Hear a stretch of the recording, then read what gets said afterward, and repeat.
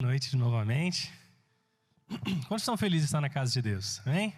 É tão bom, né? Mesmo com os desafios que a gente tem passado, estar juntos aqui. Deus é bom.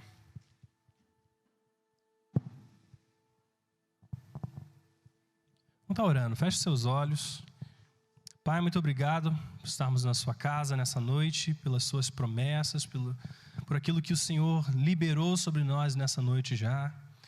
Através desses louvores, enquanto te adorávamos, o Senhor já tocou os nossos corações, já nos deu a oportunidade, o privilégio de estarmos na sua presença. E queremos te agradecer por isso, por aquilo que o Senhor é, por aquilo que o Senhor representa para cada um de nós. Te convidar que a partir desse instante, Senhor, o Senhor guarde as nossas mentes, os nossos corações, para receber tudo aquilo que está no teu coração para nós nessa noite. O Espírito Santo tem acesso, nós silenciamos toda a voz de distração, tudo aquilo que nos impede de absorver aquilo que o Senhor deseja falar a nós. Nós te agradecemos, Pai, nessa noite, em nome de Jesus. Amém.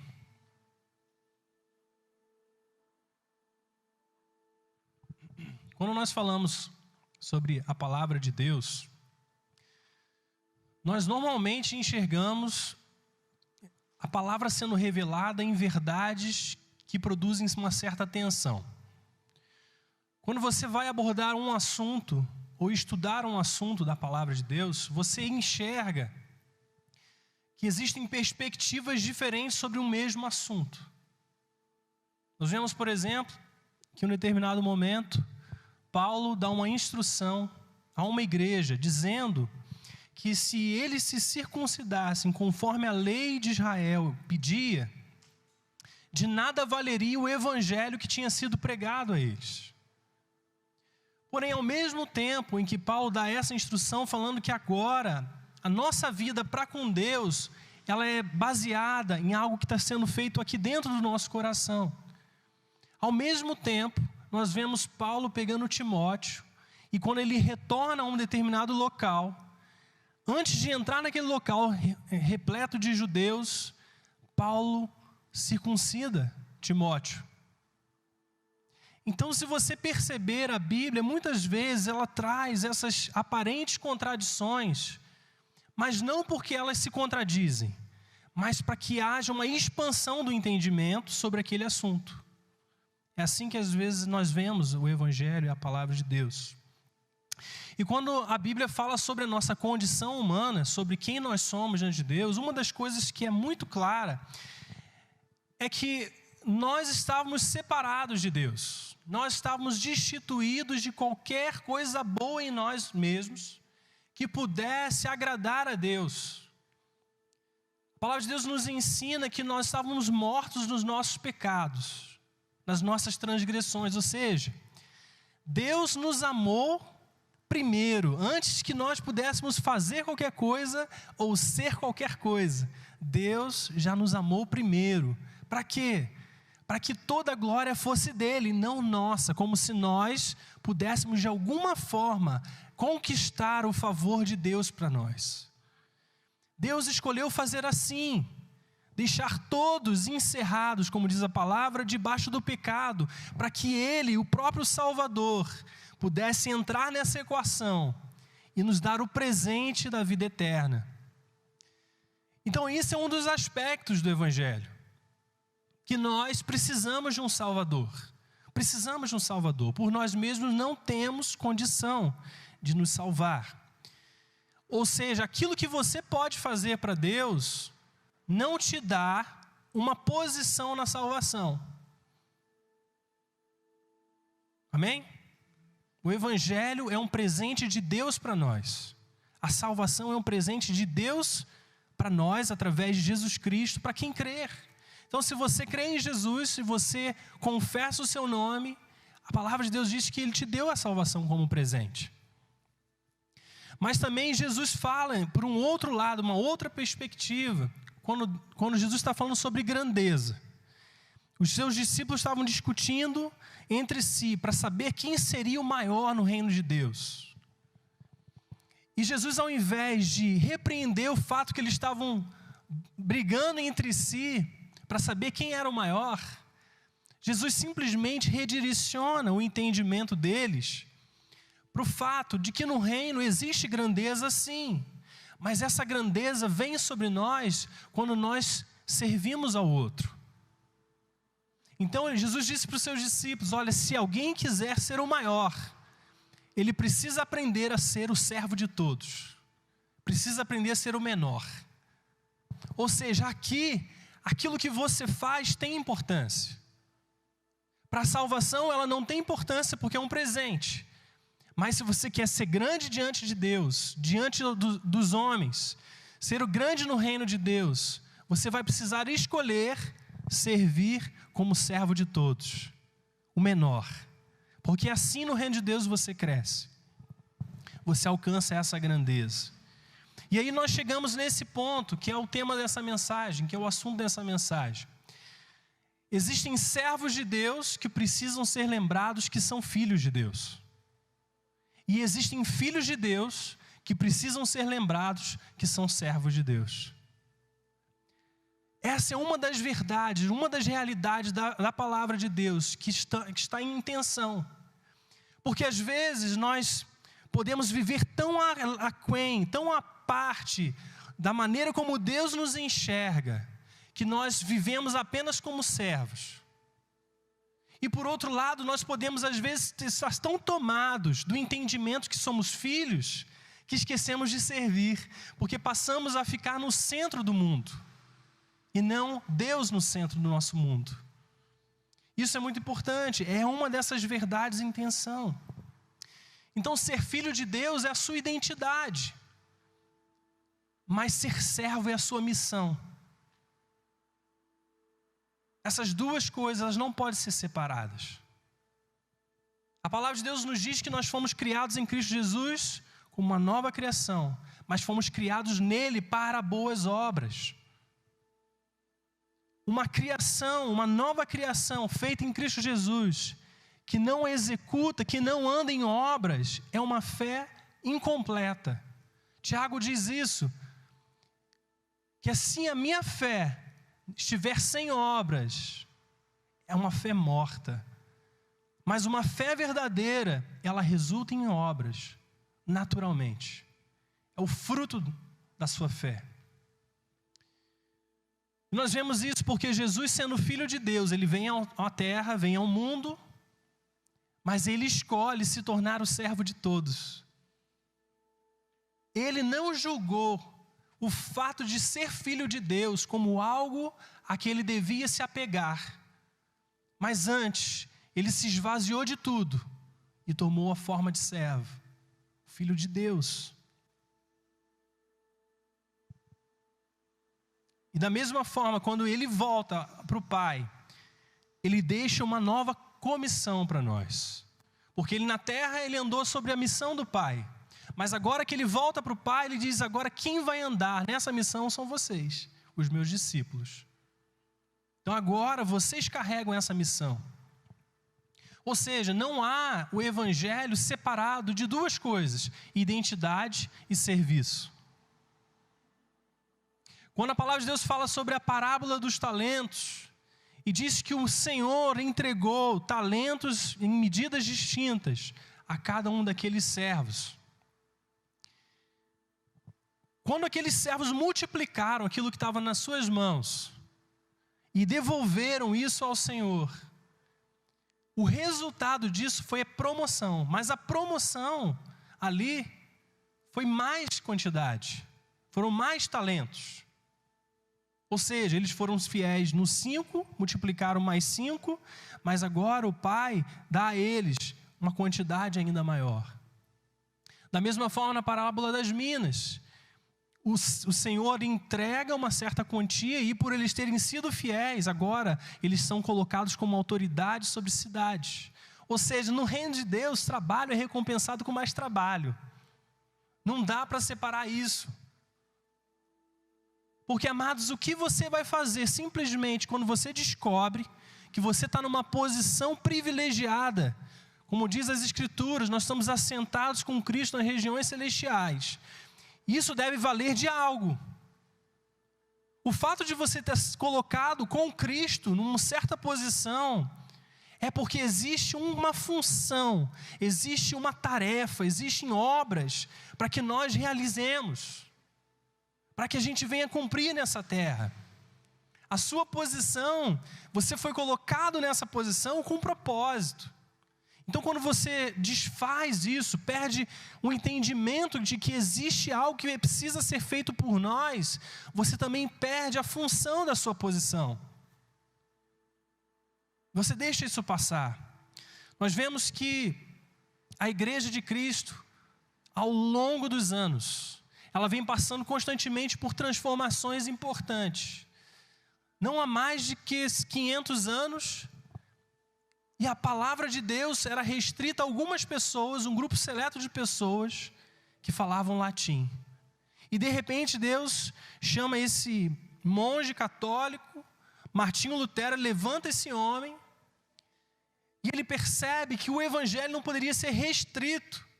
A palavra de Deus não deveria ser restrita a algumas pessoas. E ele inicia a tradução da palavra de Deus para o alemão. E finalmente, um povo tem acesso à palavra de Deus. A partir daí nós vemos uma revolução na igreja, onde a igreja, vez após vez, vai retornando à palavra de Deus, a sua essência, aquilo que foi ensinado por Jesus.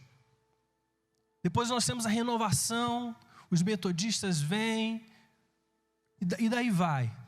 Os wesleyanos, os moravianos, pessoas, os calvinistas, pessoas que foram aprendendo, percebendo, tendo ênfase da palavra, que antes não estavam claros, e eles começam a aprofundar essas coisas, e a gente vai retornando passo a passo aquilo que era o propósito de Deus. E é interessante que hoje você vê igreja de todos os tipos, todas as maneiras, com ênfases distintas. Por quê? Porque são pedaços, perspectivas daquilo que é o evangelho. Por isso tem tanta igreja e tanta diferença entre as igrejas. Porque existem coisas ali em cada igreja que chamaram atenção, que foram revelações, que foram coisas preciosas que para aquelas pessoas, aquele grupo de pessoas, faz sentido. E nós passamos por essa transição. E nós, na nossa geração hoje, também vemos passando por transformações. Eu me lembro que, quando eu era adolescente, tocar guitarra na igreja, bateria na igreja, era uma certa dificuldade, né? Alguns lembram disso. Por quê? Porque tinha toda uma conotação em relação ao que era guitarra, né? O que era bateria. Tinha uma mentalidade sobre essas coisas. E também essa geração, ela carrega uma certa noção de que Deus é um Deus opressor, Deus é um Deus castigador, um Pai severo. Esse aspecto foi amplamente ressaltado algumas gerações atrás. E nós vemos numa restauração agora constante e contínua para o lugar da identidade, para reconhecer daquilo que Deus fez por nós. E por causa disso, o amor dele excedeu a sua justiça.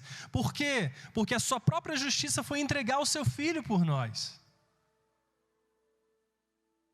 Então nós estamos aprendendo a andar nessa identidade. Mas ainda assim temos um desafio, que é viver às vezes como nós vivemos, egocêntricos, egoístas, pensando em nós. Nós estamos no centro dos nossos corações, olhando para as nossas vontades, para os nossos desejos, para os nossos prazeres, e esquecemos que estamos aqui não por nós mesmos, mas por alguém, pelo Pai, pelo Senhor.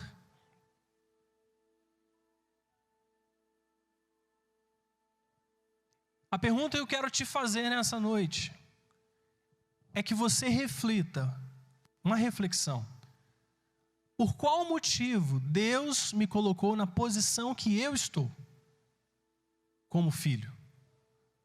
Para qual objetivo? Para qual propósito? Porque se você creu, você foi introduzido à família de Cristo. Você agora está debaixo dessa identidade. Para qual motivo? Por qual razão? Entende? E isso precisa estar diante dos nossos olhos. Nós precisamos estar vendo isso claramente. Por qual razão eu estou nesse mundo? Queria compartilhar uma palavra, uma história muito conhecida, que está registrada ali em 1 e 2 Samuel. É muito interessante esse texto, muitos conhecem. Eu não vou ler tudo porque é muito extenso, mas eu quero só passar um apanhado aqui. Todos nós aqui provavelmente conhecem a história de Davi e Golias. Ou pelo menos já viram alguma ilustração, ou alguém já contou história, já viram algum filme. Todos nós já, de certa forma, já tivemos algum contato com essa ideia. Mas basicamente o que nós vemos relatados ali em 1 Samuel e 2 Samuel é a história desse jovem pastor de ovelhas que cuidava do rebanho dos seus pais. E ainda jovem, Deus permitiu que ele crescesse, se tornasse competente nessa função, nessa vocação. Ele protegia o rebanho e diz a palavra de Deus que em alguns momentos ele teve que lutar com o urso, em outra vez com o leão, para livrar aquelas ovelhas da boca dos seus predadores. E quando esse jovem ouve que seus irmãos estão numa guerra contra os filisteus, ele vai até eles para saber notícias. E quando ele chega lá, ele vê um gigante Golias, desafiando o povo de Israel, dizendo: quem são vocês? São os vermes. Quem é esse Deus de que vocês estão falando? E Davi, ao ouvir aquelas afrontas, aqueles insultos feitos a Deus, ele toma isso de forma pessoal. Assim, eu preciso fazer alguma coisa. Eu não posso tolerar o que estão sendo falado sobre Deus. E ele vai e pede ao rei Saul a permissão para enfrentar aquele gigante. E ele vai. E ele vai, ainda um jovem, o gigante acha que é uma brincadeira. Quem é você para vir contra mim com pedras? Mas com o poder de Deus, Davi vence aquele gigante. E aquele gigante cai aos seus pés. Mas aí vemos que por causa disso, Davi obtém favor diante do rei Saul. Saul passa a considerar Davi como alguém, como filho. E por causa disso, por causa das suas vitórias que passam a acontecer, o rei Saul entrega para Davi um comando de um exército de 1.000 soldados. E começa a colocá-lo numa posição privilegiada no seu exército. Mas quando Davi retorna das suas vitórias, o rei Saul ouve o povo cantando uma música que dizia, né, o rei Saul venceu os seus milhares, ou suas centenas, eu não me recordo exatamente. Mas Davi venceu os seus milhares de milhares, né? Ou seja, Davi teve aparentemente mais êxito que o rei. E o rei, ao ouvir isso, ele se enche de inveja, de ciúmes, de alguém que estava lutando as suas guerras, né? E segue a cronologia. E a partir daí, Saul passa a perseguir Davi e querer a sua morte a qualquer preço. E por vezes pega a sua lança e lança contra Davi, tentando matá-lo. E daí segue a narrativa das Escrituras sobre isso. Mas o que acontece ali é que, de repente, um dos filhos de Saul, chamado Jonatas, ele se torna um grande amigo de Davi. E ao se tornar um grande amigo de Davi, ele começa a proteger Davi dos ataques do seu pai. Chega um determinado momento, quero ler com vocês, está ali em 1 Samuel, capítulo 20, do versículo 14 ao 17. 1 Samuel 20, 14 a 17.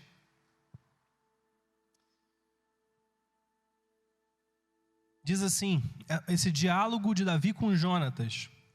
Jonatas diz para ele: se eu continuar vivo, mostre a lealdade do Senhor a mim.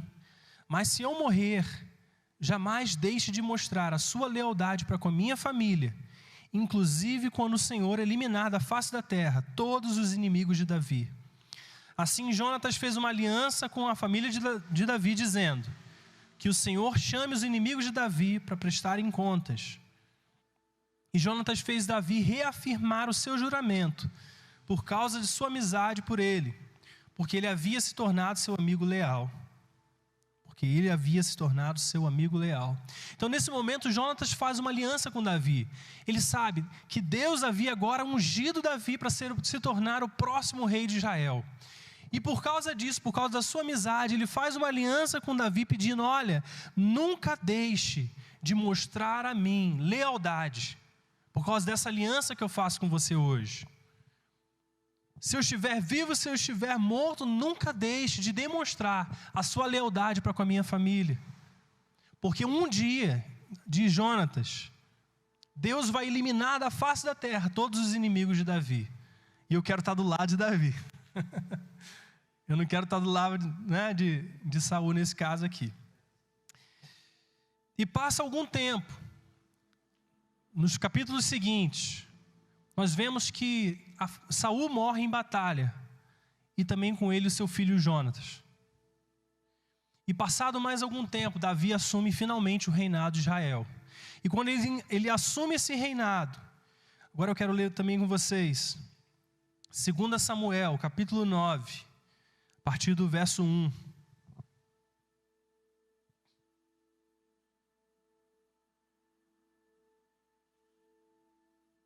Segunda Samuel 9, a partir do verso 1. Diz assim: certa ocasião, Davi perguntou: resta ainda alguém da família de Saul, a quem eu possa mostrar lealdade, por causa da minha amizade com Jonatas? Então chamaram Ziba, um dos servos de Saul, para apresentar-se a Davi. E o rei lhe perguntou: você é Ziba?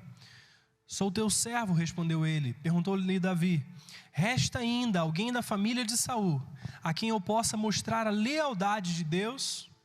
Respondeu Ziba: ainda um filho de Jonatas, aleijado dos pés.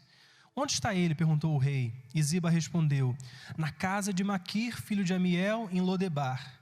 Então o rei Davi mandou trazê-lo de Lodebar. E quando Mefibosete, filho de Jonatas e neto de Saul, compareceu diante de Davi, prostou-se rosto em terra.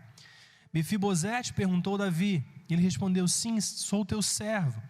Não tenha medo, disse-lhe Davi, pois é certo que eu tratarei com bondade, por causa da minha amizade com Jonatas, seu pai. Eu vou devolver-lhe todas as terras que pertenciam ao seu avô Saul, e você comerá sempre à minha mesa. E Mefibosete prostou-se e disse: quem é o teu servo para que te preocupes com um cão morto como eu? Então o rei convocou Ziba e disse-lhe: eu devolvi ao neto de Saul, seu senhor, tudo que pertencia a ele e à família dele. Você e seus filhos e seus servos cultivarão a terra para ele. Você trará colheita para que haja provisões na casa do neto do seu senhor, mas Mefibosete comerá sempre à minha mesa. E Ziba tinha 15 filhos e 20 servos. Então Ziba disse ao rei: o teu servo fará tudo que o meu rei, meu senhor, ordenou. E assim Mefibosete passou a comer à mesa de Davi, como se fosse um dos seus filhos. E Mefibosete tinha um filho ainda jovem, chamado Mica. E todos os que moravam na casa de Zita tornaram-se servos de Mefibosete. E então Mefibosete foi morar em Jerusalém, pois passou a comer sempre à mesa do rei, e era aleijado dos pés.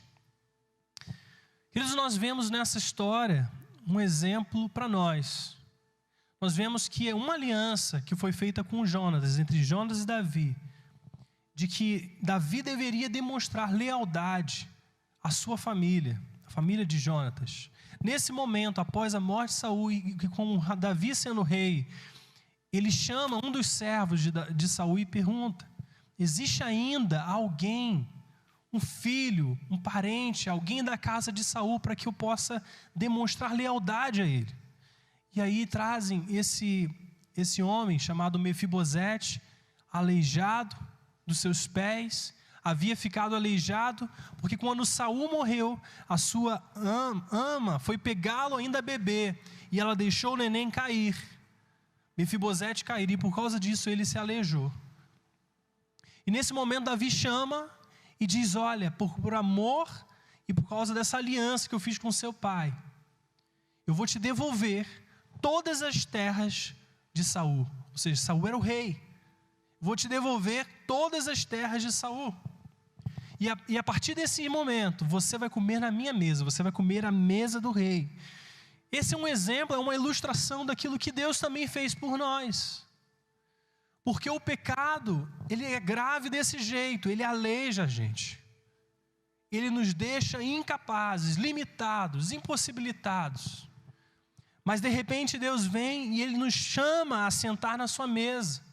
E diz: olha, eu quero te demonstrar o favor, assim como eu prometi a Abraão.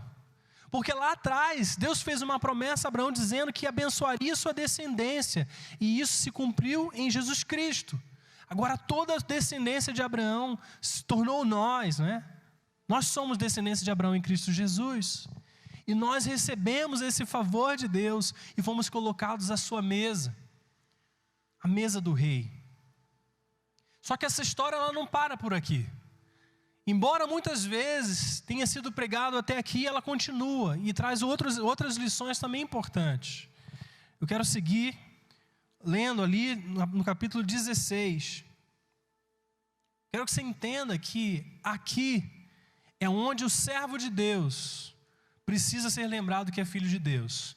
É quando Deus pega Mefibosete como nós e coloca sobre a sua mesa.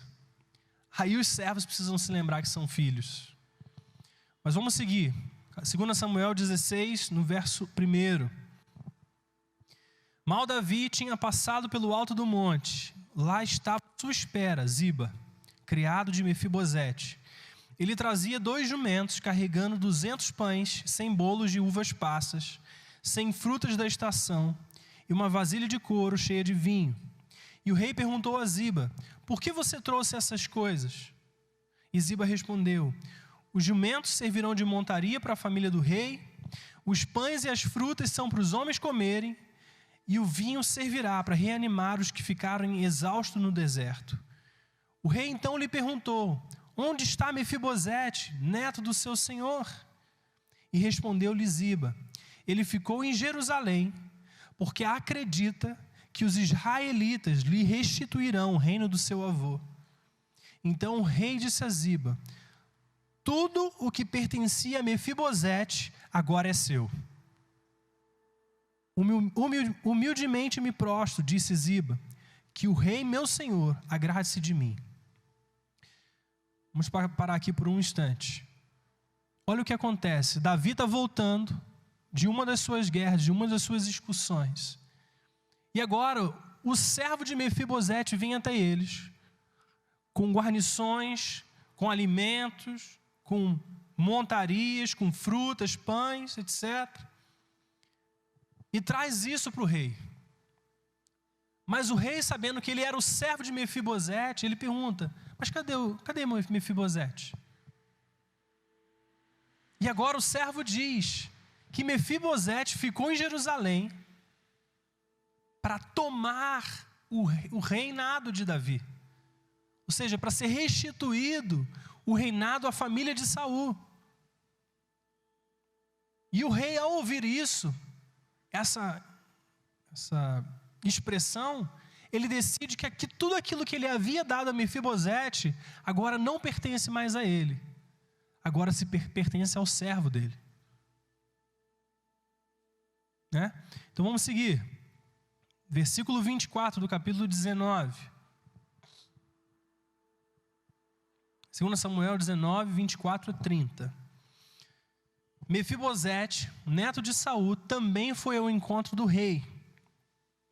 Ele não havia, presta atenção nisso, ele não havia lavado os pés, nem aparado a barba, nem lavado as roupas, desde o dia em que o rei partira, até o dia em que voltou em segurança. Quando chegou de Jerusalém e encontrou-se com o rei, este lhe perguntou: por que você não foi comigo, Mefibosete? Ele respondeu: ó rei, meu senhor, eu, o teu servo, sendo aleijado, mandei selar o meu jumento para montá-lo e acompanhar o rei. Mas o meu servo me enganou. Ele falou mal de mim ao rei, meu senhor. Tu és como um anjo de Deus, faze o que achares melhor. Todos os descendentes do meu avô nada mereciam do meu senhor e rei, senão a morte. Entretanto, deste a teu servo um lugar entre os que comem a tua mesa. Que direito tenho eu, pois, de te pedir qualquer outro favor? Disse-lhe então o rei: você já disse o suficiente. A minha decisão é que você e Ziba dividam a propriedade. Mas Mefibosete disse ao rei: deixa que ele fique com tudo, agora que o meu rei, meu senhor, chegou em segurança ao seu lar. Queridos, eu quando leio esse registro, ele de certa forma me assombra. Porque Davi foi enganado por algo que o servo de Mefibosete disse. Mas quando Mefibosete tem a chance de se explicar, porque ele também tinha limitações, ele não poderia, sem pés, simplesmente ir como uma pessoa comum, e junto com o rei. Ele explica o que verdadeiramente aconteceu. E quando isso acontece, Davi decide que ele deveria dividir tudo aquilo, a herança dele, com o seu traidor, com o servo traidor. Mas você já pensou nisso?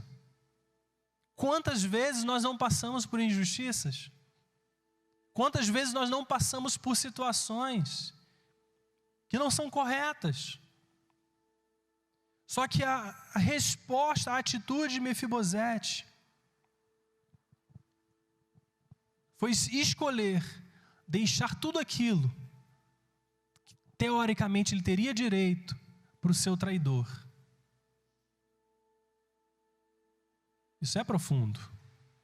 E é aqui que os filhos de Deus precisam ser lembrados de que são servos de Deus. Porque enquanto Davi tinha saído para a sua guerra, a preocupação de Mefibosete era com a saúde e o bem-estar do seu rei. Porque aqui diz que desde que ele saiu, ali no versículo 24, ele não aparou a sua barba, ele não lavou as suas roupas, ele não lavou os seus pés, do dia em que o rei saiu, até que ele tenha voltado em segurança. O coração de Mefibosete não estava preocupado com os seus direitos, ele estava preocupado com o bem-estar do rei. E é por isso que quando Davi retorna, e mesmo ali sendo injustiçado, naquela situação, em função do seu servo, que o traiu, ele decide que a sua herança, o direito que ele tinha, não era tão importante como a vontade e o bem-estar do seu rei. Quando eu falo que a palavra de Deus, às vezes, ela traz essas tensões, verdades e intenção, é para ampliar o nosso entendimento, a nossa perspectiva. Quantas vezes, porque nós somos filhos de Deus, nós adotamos uma postura em que nós podemos fazer o que queremos, em que lidamos e nos relacionamos com Deus de qualquer maneira, e nos esquecemos que a nossa principal preocupação deveria ser o bem-estar, a vontade de Deus e do seu desejo, do seu reino. Isso remove nós do centro e coloca Jesus no centro de novo. Porque aqui agora, a partir desse momento, a vontade dele é muito mais importante do que a minha vontade. São nesses momentos em que os filhos de Deus precisam ser lembrados que são servos de Deus. É quando fazemos coisas que talvez ninguém queira fazer. É quando escolhemos andar a segunda milha. É quando aceitamos sofrer por fazer o bem. É quando sofremos injustiça, quando coisas são faladas sobre nós, mas nós escolhemos não responder, porque a vontade do nosso rei é mais importante do que a minha vontade, do que a minha justiça, do que o meu interesse. Amados, nós precisamos crescer sabendo quem nós somos. E muitos de vocês, talvez nessa noite, precisam ser lembrados. Talvez você seja um ótimo servo, mas precisa ser lembrado que você é filho. Mas alguns de nós talvez precisam ser lembrados, se você sabendo que é filho, que também você é um servo. Nós precisamos ter esse equilíbrio. Para que quando acontecer algo com isso nas nossas vidas, em que o desfecho não era aquele que nós esperávamos, que nós ansiávamos, quando as coisas que nós buscávamos de repente não acontecem como nós queríamos ou gostaríamos, ainda assim a gente pode chegar diante do rei e falar: rei, eu já recebi o maior favor de sentar à sua mesa e comer diante do Senhor. Essa herança, essas coisas que o Senhor me deu, se precisar eu entrego todas elas, só para saber que o Senhor está bem, que eu estou fazendo aquilo que te agrada, que eu estou respondendo aos desejos do seu coração. Isso é importante, isso é muito importante. O reino de Deus, ele é um privilégio, mas também é um dever. A palavra de Deus nos ensina a buscar em primeiro lugar, o reino de Deus e a sua justiça. E todas as outras coisas serão acrescentadas. Existe algo na entrega. O valor do sacrifício, ele está na sua entrega. Nós vemos Jesus enxergando no templo de Jerusalém, vendo aquelas pessoas trazendo as ofertas diante da casa de Deus. E ele vê uma senhora, uma viúva muito pobre, que entrega 2 moedinhas. E Jesus faz essa pergunta: quem é que deu mais? Quem é que sacrificou mais? Esses que traziam grandes quantias, ou ela que deu apenas essas 2 moedinhas? E Jesus explica que ela, a viúva que tinha dado 2 moedinhas, tinha feito o maior sacrifício. Por quê? Porque ela dava daquilo que ela tinha. Os outros davam daquilo que sobrava.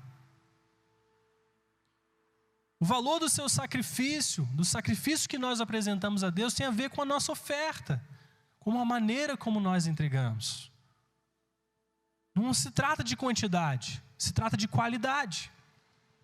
Se trata da sua renúncia, do seu coração, em tudo aquilo que você faz. Nós vivemos numa geração que busca por importância, busca por proeminência, busca por fazer grandes coisas.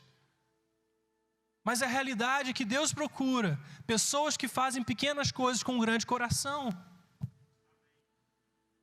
Deus, Ele vê as pequenas coisas do nosso dia a dia, e o que Ele está procurando em nós, não é se nós estamos fazendo uma grande obra, mas estamos fazendo essa obra com um grande coração. Deus enxerga o coração, Deus não se importa com a aparência. Deus não se importa com a aparência. Se você está bonitinho, se você está desse jeito ou de outro, Deus enxerga o seu coração. Ele está interessado no seu coração. Então, seja aquilo que você vai fazer, faça de todo o coração para Deus, porque é disso que Deus se agrada, são dessas ofertas. Para fechar, eu gostaria de ler com vocês o livro de Filipenses, capítulo 2.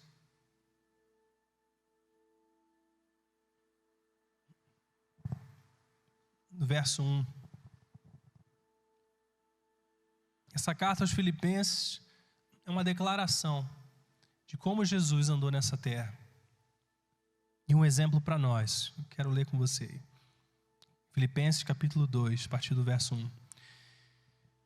Diz assim: se por estarmos em Cristo, nós temos alguma motivação, alguma exortação de amor, alguma comunhão no Espírito, alguma profunda afeição, compaixão, completem a minha alegria, tendo o mesmo modo de pensar, o mesmo amor, um só Espírito e uma só atitude. Olha o que ele diz: nada façam por ambição egoísta ou por vaidade, mas humildemente considerem os outros superiores a si mesmos. Cada um cuide não somente dos seus interesses, mas também dos interesses dos outros. E seja a atitude de vocês a mesma de Cristo Jesus, que, embora sendo Deus, não considerou que o ser igual a Deus era algo a que devia se apegar, mas esvaziou-se a si mesmo, vindo a ser servo, tornando-se semelhante aos homens, e sendo encontrado em forma humana, humilhou-se a si mesmo e foi obediente até a morte de cruz. E por causa disso, Deus o exaltou à mais alta posição e lhe deu o nome que está acima de todo nome, para que ao nome de Jesus lhe se dobre todo o joelho no céu, na terra e debaixo da terra, e toda língua confesse que Jesus Cristo é o Senhor, para a glória de Deus Pai. Assim, meus amados, como sempre vocês obedeceram, não apenas na minha presença, mas porém muito mais agora, na minha ausência, ponham em ação a salvação de vocês com temor e tremor, porque é Deus quem efetua em vocês tanto o querer quanto o realizar, de acordo com a boa vontade dEle. Façam tudo sem queixas, nem discussões, para que venham a tornar-se puros e irrepreensíveis, filhos de Deus, inculpáveis no meio de uma geração corrompida e depravada, na qual vocês brilham como estrelas do universo, retendo firmemente a palavra da vida. Amém. Tende em vós o mesmo sentimento, a mesma atitude que estava em Cristo Jesus, que, embora sendo Deus, não se apegou ao fato de ser Deus, mas se humilhou, né, e foi obediente a Deus em todos os momentos. Vamos ficar de pé, pedir o Bernardo para pegar aqui o violão.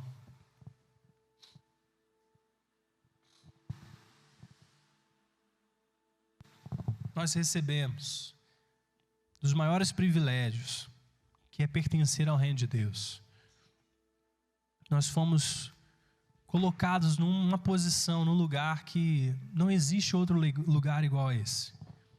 Lugar que temos acesso ao coração de Deus, lugar onde ouvimos a voz de Deus, nos relacionamos com Deus como um pai, de forma pessoal, não de forma distante. Uma das grandes maravilhas do Evangelho é destruir a separação que havia entre nós e Deus. O propósito de Deus para nós sempre foi estar próximo dEle, nos relacionar como nós nos relacionamos com o Pai. Termos comunhão, ouvirmos o que o Pai está dizendo, sabe, entender qual é a vontade dEle, cumprir essa vontade. Mas muitas vezes nós abandonamos esse lugar e vivemos apenas fazendo coisas para Deus, como se isso bastasse, como isso fosse o mais importante. Não é o mais importante. O mais importante não é o que nós fazemos, mas com quem fazemos. É muito mais importante você estar na presença de Deus como Deus, agradando de todo o seu coração, ouvindo a sua voz, se relacionando com Ele e fazendo todas as demais coisas baseado nisso, do que simplesmente viver a sua vida inteira tentando alcançar um certo padrão, uma certa posição, tentando fazer coisas como se Deus fosse se agradar somente por causa daquilo que você faz. Deus não escolheu dessa forma.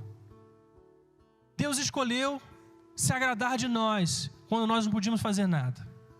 Ele já disse: eu tenho prazer em vós.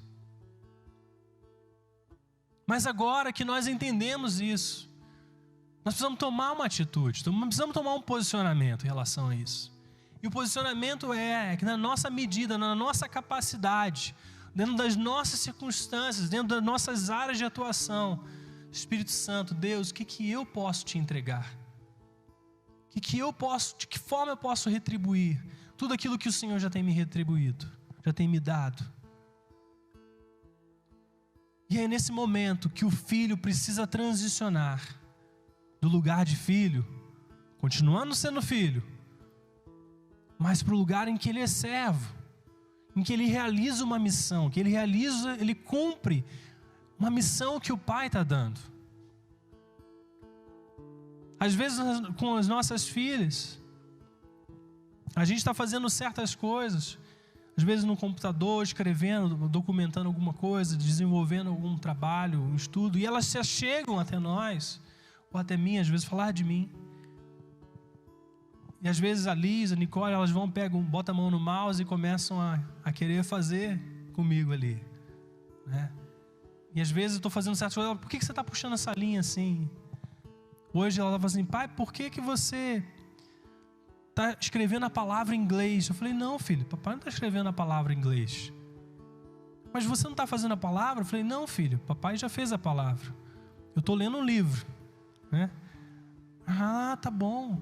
Porque o coração do filho é saber o que o pai está fazendo. É estar com o pai ali, entende? É estar se divertindo. O Bernardo estava tocando violão aqui, o Pedro queria estar com a guitarra ali junto. Manuel, Pedro um dia. Por quê? Porque é isso que dá prazer no coração de um filho. E nós precisamos estar vivendo esse lugar com Deus. Sabe, esse lugar em que a gente se achega ao Pai e se relaciona com Ele. Mas a questão é, o filho que entende o seu lugar, ele quer fazer aquilo que o pai está fazendo. A Liz queria mexer nas minhas coisas porque eu estava fazendo. O Manuel estava querendo tocar guitarra porque o Bernardo estava tocando. E a questão é, o que Deus deseja que você faça? O que o pai está fazendo, que ele está simplesmente chamando, vem para perto, vamos fazer comigo. E eu sinto que é esse o chamado de Deus para nós nessa noite. Servos precisam ser lembrados que são filhos, e filhos precisam ser lembrados que são servos. Amém? Vamos fechar os nossos olhos, vamos orar. Pai, obrigado pela tua presença nesse lugar. Obrigado porque o Senhor constantemente nos lembra que nós recebemos um favor, assim como o Mefibosete recebeu. Nós fomos colocados numa posição por causa da aliança que o Senhor fez com outra pessoa. Um dia o Senhor fez essa aliança com Abraão, de que abençoaria toda a sua descendência, por amor do próprio Deus. Ele jurou por si mesmo, porque não havia outro nome maior pelo qual jurar. E o Senhor, por causa daquela aliança e por causa de Cristo Jesus, que cumpriu a sua promessa, nós fomos introduzidos à mesa do Rei. Foi aberto a nós um convite de estar na sua mesa. E agora que estamos, porque cremos em Jesus, porque dizemos sim a Jesus, Senhor, um dia toma a minha vida, toma o meu coração, eu te entrego a minha vida, eu te entrego a minha história. Por causa disso, nós fomos introduzidos nessa aliança. E agora, Pai, nós temos acesso irrestrito ao teu coração, acesso ilimitado à sua presença. Nós estamos aqui como filhos diante do Pai, que sabem que tem um lugar, que sabem que quando precisar, o Pai vai estar lá, pronto a ouvir, pronto a entender aquilo que se passa nos nossos corações. E o Senhor nos ama, o Senhor nos levanta, o Senhor nos resgata, o Senhor nos coloca de pé, o Senhor nos tira do lamaçal, e o Senhor nos limpa, o Senhor nos dá novas vestes, o Senhor restaura a nossa vida. Pai, é assim que o Senhor faz. Mas, Pai, nessa noite, nós não queremos apenas parar nessa maravilhosa obra do Senhor nas nossas vidas.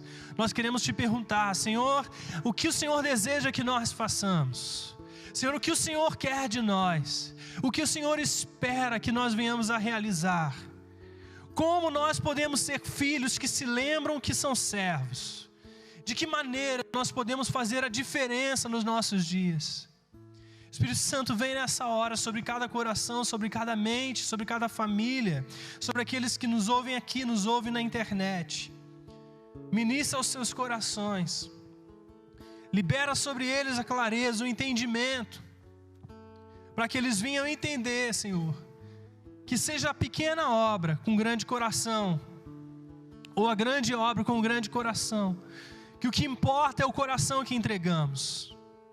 Que o Senhor venha sobre eles e traga clareza, Talvez sejam pais que precisam se dedicar mais aos seus filhos, precisam sacrificar, precisam ofertar o maior tempo com seus filhos, precisam estar mais presentes, precisam amar mais, precisam se entregar mais. E por causa disso, é isso que o Senhor os chamou, são essas boas obras que o Senhor está chamando eles nesses dias. Talvez outros precisam se dedicar aos seus funcionários de uma maneira como não tem, pensar no seu desenvolvimento, pensar em como que os seus funcionários podem crescer, podem avançar.